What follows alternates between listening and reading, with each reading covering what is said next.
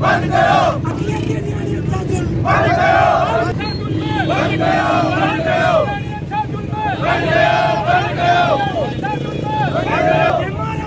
बंद करो।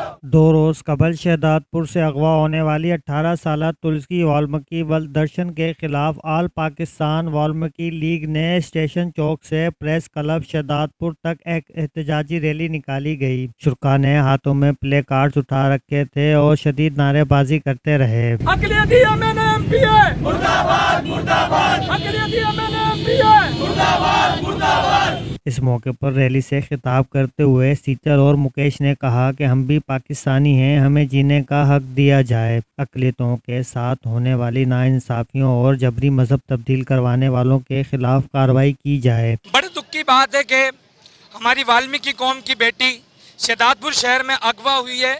सरफराज सुमरो नामी शख्स ने उसको अगवा किया है और हमें ये अपडेट मिलती रही है कि अक्सर जो है वो बच्ची जब आती जाती थी तो उसको धमकी आमेज बातें की जाती थी कि हम तुझे अगवा कर लेंगे। और बच्ची की उम्र है 14 साल की बच्ची है हमारी। वो मैं दावे के साथ ये कहता हूँ कि जब से इस सिंध धरती के ऊपर इंडस वैली सिविलाइजेशन के ऊपर जिंदगी स्टार्ट हुई है, जब से हम लोग यहाँ आबाद है, हमारा इस पूरी दुनिया में वाल्मीकि कौम का और कोई ठिकाना नहीं है। हमारा जीना मरना यहीं इस पाकिस्तान में मरना, यहीं दफन होना हमने।